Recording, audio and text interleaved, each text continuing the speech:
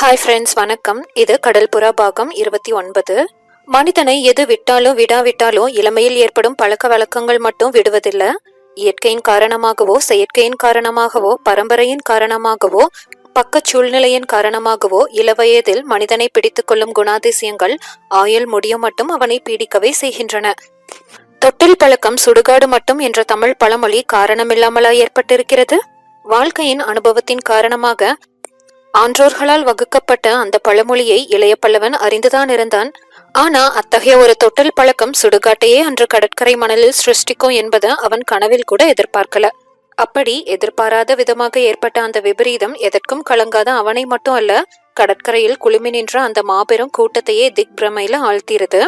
கண்ணிமைக்கும் நேரத்துல நிகழ்ந்துவிட்ட அந்த விபரீதத்துக்கு காரணம் அனைவருக்கும் புரிந்திருந்தாலும், குற்றம் யாருடையது என்பதும் சந்தேகத்திற்கு இடமில்லாதிருந்தாலும், கண்ணெதிரே மணலில் சாய்ந்து கிடந்து குருதியில் தரையை நனைத்து கொண்டிருந்த அந்த மனிதனுடைய மரணத்தால் எந்த வினாடியிலும் அந்த கொலையை விட பன்மடங்கு அதிகமான விபரீத நிகழ்ச்சிகள் அந்த கடற்கரையில ஏற்படலாம் என்ற நினைப்பு அங்கு குழுமியிருந்த மக்களிடையே பெரும் கிளிய விளைவித்திருந்ததால மூச்சுவிடும் சக்தியை கூட இழந்தது போல அந்த கூட்டம் நின்றிருக்கு.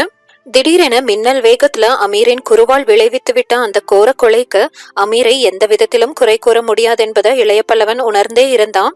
வெகு வேகமாக தான் தலைமேல் இறங்கிய வில்வலன் வாழ தன் வாளால் தடுத்து சரையில் என்று கீழே இறக்கி பாலூர் பெருந்துறையில் காஞ்சனா தேவி தன்னிடம் கையாண்ட அதே முறையை கையாண்டு தான் வாளால வில்வலன் வாழ ஒரு சுழற்றி கையை விட்டு பறந்து போகும்படி செய்ததும் அன்றே இரவு நிகழ்ச்சியின் முடிவு இன்பம் ததும்பும் சுப முடிவாக இருக்கும் எனவோ நினைத்தான் இளைய பல்லவன். ஆனா வில்வலன் எச்சரிக்கையால் கட்டுப்பட்டிருந்தாலும் பூர்வக்குடி தலைவர்களின் இயற்கை குணம் போகாதென்பதையும், அவர்கள் ஆக்ரோஷமோ கோபமும் வந்தால் எதற்கும் குருவாலை எடுத்து வீசிவிடும் பழக்கமும் அவர்களை விட்டு விலகாதென்பதையும் எல்லளவும் எண்ணாத இளைய பல்லவன் வில்வலன் நிராயுதபாணியாய் இறைக்க எதிரில் நின்றதும் தாவால பக்கத்திலிருந்த கண்டியத்தேவன் கையை நோக்கி எறிந்துவிட்டு வில்வலனை சமாதானப்படுத்தும் நோக்கத்துடன் அவனை நோக்கி 2 அடி எடுத்து வைக்கிறான். வில்வலன் போரில் சளைக்க ஆரம்பித்ததுமே செய்த ஆணையையும் சொந்த நிதானத்தையும் இழந்துவிட்ட மற்ற 3 பூர்வக்குடி தலைவர்களில் ஒருவன் வில்வலன் வாள் ஆகாயத்துல பறந்ததுமே அடியோடு நிலை குலைந்து போய் தான் குருவால இடை கச்சையிலிருந்து உருவி இளைய பல்லவனை நோக்கி குறிவைத்த கைய ஓங்குறான். நால்வர் வந்த சமயத்திலிருந்தே அவர்களிடம் சிறிதும் நம்பிக்கை வைக்காம அவர்கள் மீது ஒரு கண் வைத்து கொண்டே இருந்த அமீரின் பெருவிழிகள் அந்த தலைவனின் முகபாவத்தையும் அவன் கை இடையை நாடி குருவாலை சரளென எடுத்ததையும் கவனிக்குது.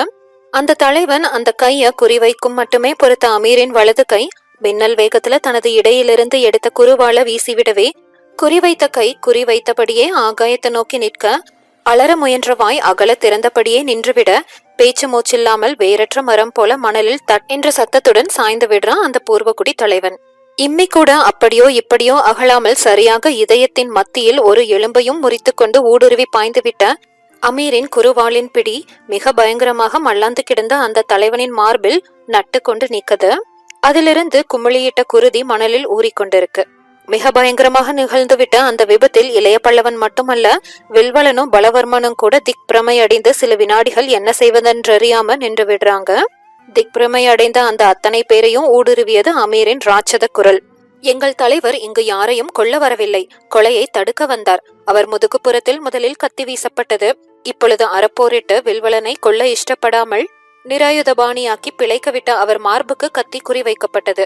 ஆகையினால்தான் இன்பமாக முடிய வேண்டிய இந்த விழாவில் இப்படி ஒரு அனாவசிய கொலை நடந்தது. எனது கச்சையில் இன்னும் 3 வாள்கள் இருக்கின்றன. எங்கள் தலைவருக்கு தீங்கிழைக்க யார் அசைந்தாலும் அதோ அந்த கொலைங்கனுக்கு ஏற்பட்ட முடிவு ஏற்பட்டுவிடும் என்பதில் சந்தேகம் வேண்டாம் என்று கடுமையுடனோ கரகரப்புடனோ அறத்தோடு ராவினால் ஏற்படும் ஒளியில் எழுந்த அமீரின் சொற்களை கேட்ட வில்வலனோ பலவர்மனோ மற்றும் பலரும் அமீர் இருந்த இடத்தை நோக்குறாங்க. வட்டமாக நின்ற கூட்டத்திலிருந்து 2 அடி முன்னால் தள்ளியோ சண்டையிட்ட இருவர், பலவர்மன் முடிந்தவன் ஒருவன் போக மீதியிருந்த 2 பூர்வக்குடி தலைவர்கள்.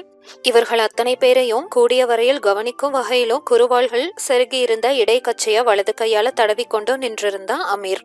அவன் இதழ்கள குரோத குறுநகை மண்டி கிடக்குது. பெரிய விழிகளில் பயங்கர பார்வை இருக்கு. அங்கிருந்த பெரும் கூட்டத்தையே நாசமாக்கி விடக்கூடிய பெரிய அரக்கன் போல காட்சியளித்த அமீரை கண்டு எதற்கும் அஞ்சாத பூர்வக்குடி வீரர்களும் அச்சமடைகிறாங்க.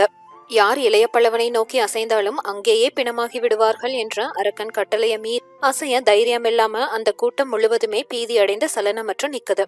திடீரென நிகழ்ந்துவிட்ட கொலையின் விளைவாக திகைப்பெய்திய வில்வலன அணுக எடுத்த முயற்சியை கைவிட்டு சற்றென்று நின்ற இடத்திலேயே ஒரு வினாடி நின்றுவிட்ட இளைய பல்லவன் அமீர் மற்றவர்களை எச்சரித்து முடித்ததும் தனது கண்களால பலவர்மனையும் மற்றவர்களையும் ஒரு முறை ஏறெடுத்து நோக்குறான். அமீரின் வன் சொற்கள் வெற்று சொற்கள் அல்லவென்பது அவர்கள் அனைவரும் உணர்ந்து கொண்டிருப்பதையும் அத்தனை பேரும் அப்பொழுது நிகழ்ந்த கொலையை விட அடுத்து நிகழ இருக்கும் விளைவுகளை பற்றியே கவலையுடன் இருப்பதையும் புரிந்து கொண்டு தனது நடைமுறையை நிர்ணயித்துக் கொள்றான். அனைவரையும் அமைதியுடன் இருக்கும்படி கையமர்த்திய இளைய பல்லவன் வில்வலனை ஏறெடுத்து சில வினாடிகள் நோக்கிவிட்டு கேட்கிறான், இந்த விபரீதத்தை இத்துடன் நிறுத்தலாமா, மேற்கொண்டு இதன் விளைவுகளை தொடர வேண்டுமா? வில்வலன் முகம் கோபத்தால கொதித்ததா, பயத்தால வியர்த்ததா, துன்பத்தால துக்கித்ததா என்று சொல்ல முடியாதபடி பலவித மாறுபாடுகளை அடைந்து கொண்டிருக்கு. சற்று தூரத்தே இறந்து கிடந்த தான் சக தலைவனையும் பார்த்து பலவர்மனையும் பார்க்கிறான் அவன் ஒரு வினாடி.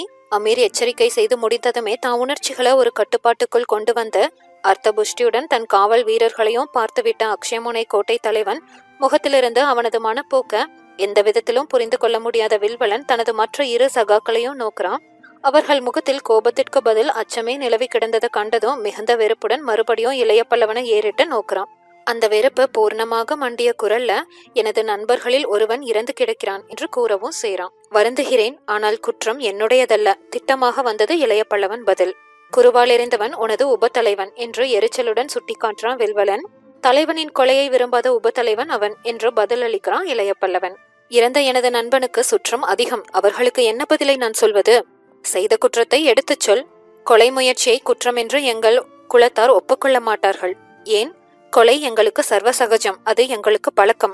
அந்த பழக்கத்தையும் இங்கு வருடா வருடம் ஏற்படும் குழப்பத்தையும் தடுக்க அகூதாவின் உபத்தலைவன் வந்திருக்கிறான் என்று உன் குலத்தாருக்கு சொல். சொல்கிறேன், ஆனால் அதன் விளைவு என்ன? பலவர்மனுக்கு தெரியும் என்று கூறிய வில்வலன் இளைய பல்லவனை நோக்கி முதுகை திருப்பிக் கொண்டு தூர விழுந்து கிடந்த தனது கத்திய கூட திரும்பி பெற முயலாம விடுவிடுவென தனது சகாக்களை நோக்கி நடக்கிறான். தனது வீரர்களில் இருவருக்கு கண்ணால் சமிஞ்சை செய்து இறந்தவன் சடலத்தை தூக்கி வர செய்து அந்த கூட்டத்தை விட்டு வெளியேறான். அவன் சகாக்கள் இருவரும் துணை வீரர் 50 கூட அவனை தொடர்ந்து போறாங்க. அவர்கள் கண்ணுக்கு மறையும் வரையில அவர்களையே பார்த்து கொண்டிருந்த கூட்டம் அவர்கள் உருவங்கள் மெல்ல மறைந்ததும் இளைய பல்லவனை நோக்குது. இளைய பல்லவன் ஏதோ பெரும் சங்கடம் நீங்கியதற்கு அறிகுறியாக சாந்தி பெருமூச்சு விட்டு பலவர்மனை நோக்குறான். வால்போர் தொடங்கிய வினாடியிலிருந்தே ஆசனத்தை விட்டு வேறு பக்கம் வந்துவிட்ட பலவர்மன் அத்தனைக்கு பிறகும் திரும்ப ஆசனத்தை நாடாம நின்ற இடத்திலேயே நிக்கிறான். வில்வலன் இருந்த வரையில கட்டுண்டு கிடந்த அவன் உணர்ச்சிகள் வில்வலனின் தலை மறைந்ததும் சிதறி விடுவே இளைய பல்லவனை எரித்து விடுவது போல பார்த்தது அவன் கண்கள். இளைய பல்லவரே, இன்றைய நிகழ்ச்சியில் நீங்கள் நெருப்பை அணைத்து விட்டதாக மனப்பால் குடிக்க வேண்டாம். இப்பொழுதுதான் நெருப்பை கிண்டி விட்டிருக்கிறீர்கள். அந்த நெருப்பு இந்த கோட்டை, இங்குள்ள மக்கள், உமது கப்பல் அனைத்தையும் சுட்டரிக்கப் போகிறது. இதுவரை வருடா வருடம் ஒரு நாள் மட்டுமே இந்த கடற்கரையில் சில கொலைகள் நடக்கும். இனி ஒவ்வொரு நாளும் கொலை, களவு, மக்கள் கடத்தி செல்லப்படுதல் அனைத்தும் அக்ஷயமுனையில் நடக்கும். பதக் இனத்தாரின் பழிவாங்கும் சுபாவம் எத்தன்மையது என்பதை நாம் அனைவரும் வெகு சீக்கிரம் உணருவோம் என்ற சொற்களை கனல் பொறிகள் போல உதிர்க்கிறான் பலவர்மன். அவன் வார்த்தைகள் அங்கு குழுமியிருந்த கோட்டை குடிகளிடமோ கடற்கரை கொள்ளை கூட்டத்திடமோ மிகுந்த அச்சத்தை விளைவித்தத அவர்கள் முகபாவங்களிலிருந்து கண்டுபிடித்த இளைய பல்லவன் மிகுந்த நிதானத்துடன் பதில் சொல்றான். மக்களை காக்க வேண்டியது மன்னன் கடமை. ஸ்ரீ விஜய மன்னனின் பிரதிநிதி இங்கு நீர். இங்கு நாகரிக நிர்வாகம் நடக்காததால் அநாகரிக பூர்வ குடிகளின் கொடுமைக்கு சாதாரண குடிமக்கள் பலியாக வேண்டியிருக்கிறது. உங்கள் காவலரை பலப்படுத்துங்கள் பலவர்மரே. ஸ்ரீ விஜய சாம்ராஜ்யத்தின் பிரதிநிதியொருவன் காட்டு மிராண்டிகளுக்கு பயந்து அநாகரிக அரசாங்கம் நடத்தினான் என்ற அவப்பெயர் சரித்திரத்தின் ஏடுகளில் ஏறாத வண்ணம் பார்த்து கொள்ளுங்கள். மக்களின் துணிவும் அரசாங்கத்தின் திறமையும் இணைந்தால் சாதிக்க முடியாதது உலகத்தில் எதுவும் இல்லை. என்னை பற்றி கவலைப்பட வேண்டாம். நான் இந்த கொள்ளையருடன் கடற்கரையில் தங்கப் போகிறேன். இன்னும் சில நாட்களுக்குள் இந்த கடற்கரையில் பூர்வக்குடி பிசாசுகளின் நடமாட்டம் ஒடுக்கப்படும். மனிதனை தின்னும் அந்த அநாகரீக வர்க்கத்தின் காற்று இந்த பக்கத்தில் அடிக்காது. நீங்கள் ஒத்துழைத்தால் கோட்டைக்குள்ளும் அவர்கள் நடவடிக்கையை நாங்களே ஒடுக்குவோம். மிகுந்த அலட்சியத்துடனோ துணிவுடனோ இளைய பல்லவன் கூறிய அந்த சொற்களுக்கு பதில் சொல்லும் நிலையில பலவர்மன் இல்ல. அவன் உள்ளத்துல ஏதேதோ எண்ணங்கள் எழுந்து சுழன்று கொண்டிருக்கு. அந்த இரவு நிகழ்ச்சியில் அதுவரை ஏற்படாத பல அரசியல் சிக்கல்கள் ஏற்பட்டுவிட்டதை அறிந்ததால விவரமான பதில் ஏதும் சொல்லாமல் மீண்டும் நாம் சந்திப்போம் என்று கூறிவிட்டு கடற்கரையை விட்டு செல்ல வேண்டிய ஏற்பாடுகளை செய்ய தம் வீரர்களுக்கு உத்தரவிடுறான் பலவர்மன். 2 நிமிடங்கள்ல அவனது பொன்னிற புறவியும் மஞ்சள் அழகியின் வெண்ணிற புறவியும் கொண்டு வரப்படுது. தனது புறவியில் ஏறிக்கொண்ட பலவர்மன் அனைவரும் செல்லலாம் என்பதற்கு அறிகுறியாக கூட்டத்தை நோக்கி கைய ஆற்றான். அதுவரை பலதரப்பட்ட உணர்ச்சிகளின் வசப்பட்ட நடன மேடையில் நின்ற மஞ்சள் அழகி மேடையை விட்டு இறங்கி தனது புறவியர்களை வரா. இளைய பல்லவன் அவளை அணுகி அவளுக்கு கைலாகு கொடுத்து இடையையோ மற்றொரு கையால தாங்கி அவள் புரவி மீது ஏற உதவுறான். புரவி மீது அமர்ந்த அவனை நோக்கி புன்முறுவல் காட்டுறான். தாயிடையில அப்பொழுதும் பதிந்து நின்ற அவன் கையை தன் கை விரல்களால லேசாக அழுத்தவும் செய்றா. அடுத்த வினாடி பெரும் குழப்பத்துக்குள்ளானவள் போல திடீரென புரவிய தட்டி விடுறா. அந்த புரவியின் வேகத்துக்கிணையாக பலவர்மன் புரவியும் விரைந்து முன்னும் பின்னும் காவலர் போறாங்க. அவர்கள் கோட்டையை அணுகி கோட்டைக்குள் நுழையும் வரையில அவர்களையே பார்த்து கொண்டு நின்ற இளைய பல்லவன் கடைசியாக திரும்பி அந்த கொள்ளை கூட்டத்தை நோக்குறான். அங்கு யார் முகத்திலும் மகிழ்ச்சி இல்ல, அச்சமோ துன்பமுமே மண்டி கிடக்குது. இன்பத்தில் துன்பம் இருப்பதால் மஞ்சள் அழகி சொன்னது எத்தனை உண்மை என்பதை நினைத்த இளைய பல்லவன் மிகுந்த மன சங்கடத்துடனேயே தனது மாலுமிகளுடன் தனது மரக்களத்தை அடைகிறான்.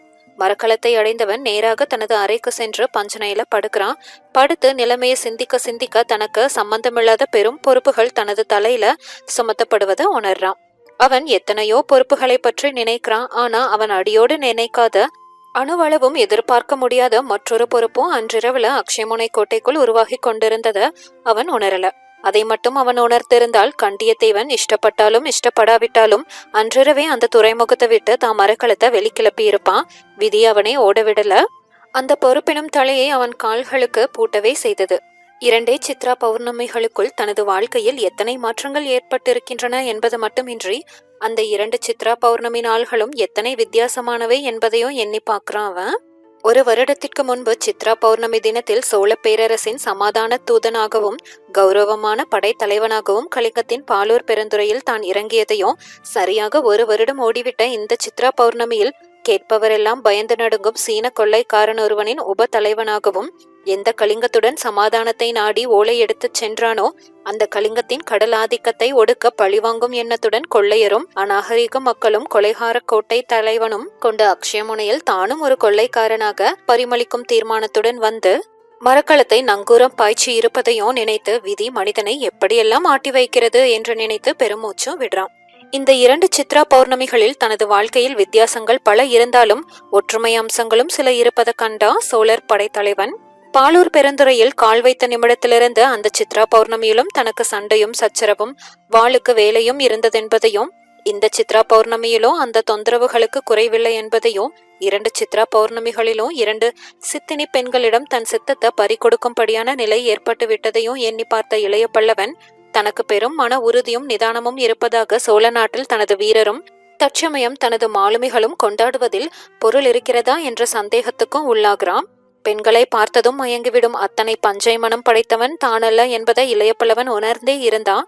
தான் உள்ளத்தை கொள்ளை கொண்ட 2 மாதரும் இருவிதப்பட்ட தோற்றத்தையும் அழகையும் கொண்டவர்களாயிருந்தாலும் அந்த இருவித அழகிலும் பெரும் தூய்மையும் காந்த சக்தியும் இருந்ததை அவன் நன்றாக புரிந்து கொண்டிருந்தான். 2 அழகிகளில் காஞ்சனாதேவி வாள் பயிற்சியுள்ள வீரப்பெண். அவள் முகத்திலும் நடையிலும் வீரம் மிகுந்த எழிலே சுடர்விட்டது.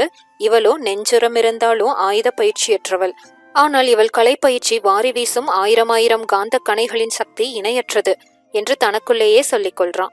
பாலூர் பெருந்துறையில மாடி அறையில கனல் வீசும் கண்களை தன் மீது பாய்ச்சி வாள் முனையில் தன்னை வரவேற்று வினாடியில் தன் வாளை கையிலிருந்து விசிறியோடும் வண்ணம் வாளை சுழற்றிய காஞ்சனா தேவியையும் கொள்ளையர் மத்தையில் அச்சமின்றி உலாபுபவளும் பசுமஞ்சள் நிறத்தை பெற்றதால மாலை நேர பூம்பாவை போல தென்படுபவளும் காலசைவு கண்ணசைவு இடையசைவு இவற்றின் கலை அசைவுகளாலேயே தன்னை பலர் முன்னிலையிலும் பைத்தியம் பிடித்த நடன மண்டபத்தை நோக்கி ஓட வைத்தவளுமான மஞ்சள் அழகியையும் பலமுறை திரும்ப திரும்ப ஒப்பிட்டு பார்த்தோம். 2 பெண்களில் எவள் சிறந்தவள் என்பதை நிர்ணயிக்க மாட்டாம திணறான் அவன்.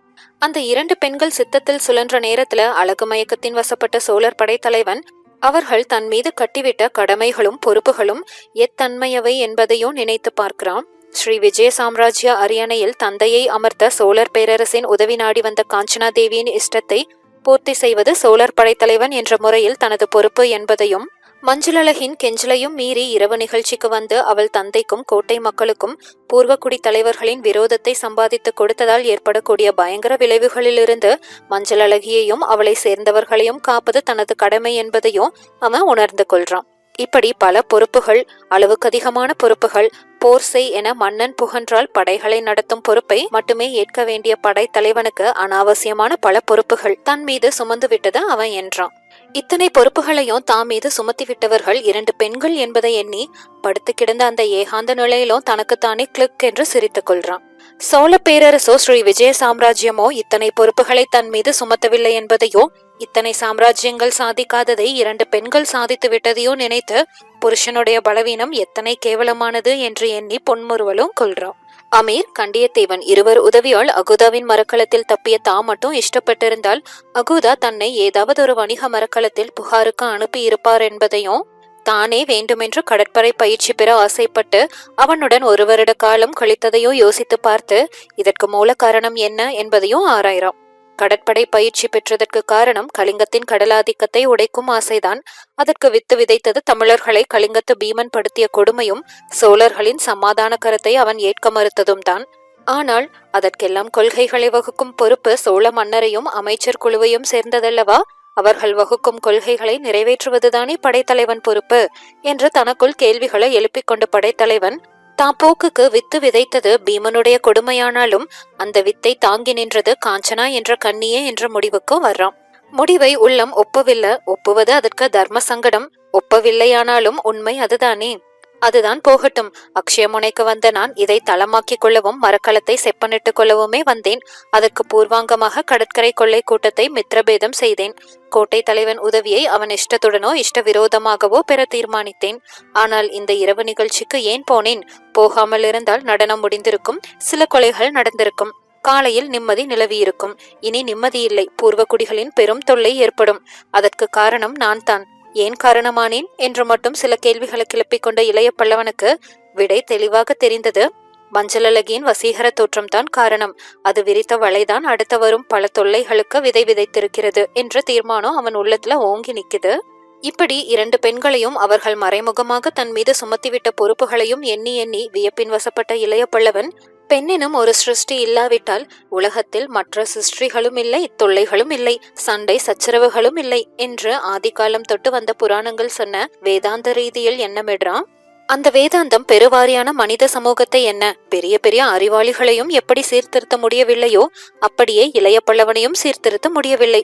அப்படி சீர்திருத்தாத காரணத்தால் தன் செய்கைகளில் சில நன்மைகளும் விளைந்திருப்பதாக நினைக்கிறான் சோழர் படைத்தலைவன். கொள்ளைக்காரரை ஒரு புறமும் பூர்வகுடிகளை ஒரு புறமும் பாதி திருப்தி செய்தும் பாதி பயமுறுத்தியும் வைத்திருந்த காரணத்தினாலேயே அக்ஷயமுனை கோட்டை தலைவனின் ஆதிக்கம் பலப்பட்டிருந்தது. கொள்ளையர் மனத்தையும் கலைத்து விட்டேன், பூர்வகுடிகளையும் விரோதப்படுத்தி விட்டேன். ஆகவே 2 சங்கடங்களுக்கு இடையில் அகப்பட்டு கொண்டிருக்கும் அக்ஷயமுனை கோட்டை தலைவன் கூடிய மட்டும் என் சொற்படிதான் கேட்டாக வேண்டும். இனி அக்ஷயமுனை தலம் என் வசந்தான். அது மட்டுமல்ல, சுலூக்களின் பலத்தையே பெரும்பாலும் கடற்பகுதியில் நம்பியிருக்கும் ஸ்ரீ விஜய சாம்ராஜ்யத்திற்கு இன்றைய சச்சரவுக்கு பிறகு அவர்கள் உதவி அதிகம் இருக்காதென்பது உறுதி.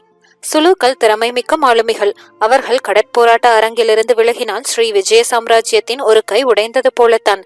இது பெரும் லாபம் என்று அத்தனை நிகழ்ச்சிகளையும் அவற்றால் ஏற்பட்ட பயன்களையும் கணக்கு பார்த்து தன்னைத்தானே திருப்தி செய்து கொள்றான். இருப்பினும் பலவர்மன் கடைசியாக சொல்லிவிட்டு போன சொற்கள் அப்பொழுதும் அவன் காதுல ரீங்காரம் செய்து கொண்டிருக்கு. இளைய பல்லவரே, நெருப்பை கிளறி விட்டிருக்கிறீர். இதனால் பெரும் விபரீதங்கள் விளையும் என்று அவன் சுட்டி காட்டியது விளையக்கூடிய விபரீதங்களை, அதாவது தாம் மரக்கலம் தீக்குறையாக கூடும் என்ற உண்மை உட்பட விவரித்ததும் அப்பொழுதும் அவன் காதில் ஒலித்து கொண்டிருக்குது. அதனால் ஏற்பட்ட பெரும் கவலை, தன் செய்கையால தன் மீது மண்டியிட்ட பெரும் பொறுப்புகள் அவன் மனதை பல திசைகளில அலைக்கழித்து கொண்டிருக்கு. அதனால அந்த பொறுப்புகளை விட பெரும் பொறுப்பு அதே நேரத்தில் அக்ஷயமுனை கோட்டைக்குள் அவன் மீது சுமத்தப்பட்டு வந்தது மட்டும் அவன் உணரல.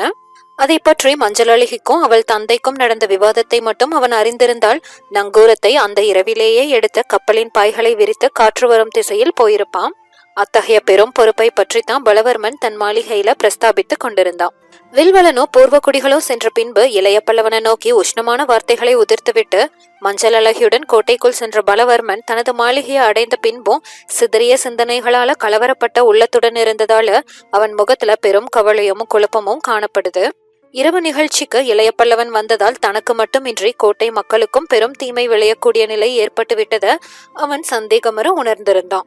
மனிதர்களை தின்னும் பதக் இனத்தாரால் கோட்டைக்குள்ளும் சுலு இனத்தாரால் நீரிலும் ஏற்படக்கூடிய பெரும் விபரீதங்களை அவன் அறிந்திருந்தான்.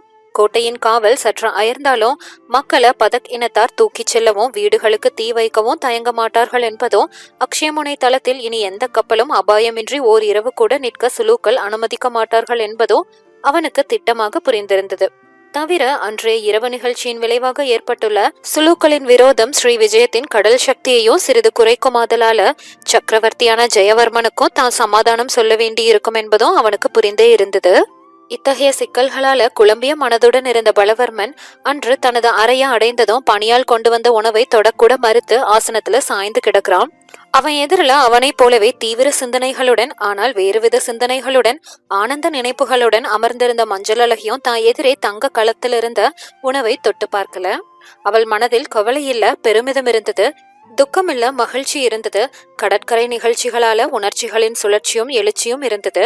அதே அறையில அன்று காலையில பெரும் நிதானத்தையும் சாகசத்தையும் காட்டிய இளைய பல்லவன் அன்று இரவில் தன் கலையால இரண்டையும் கைவிட்டதை நினைத்து தன் கலையின் சக்தியை எண்ணி பெருமிதம் கொள்றா அவ.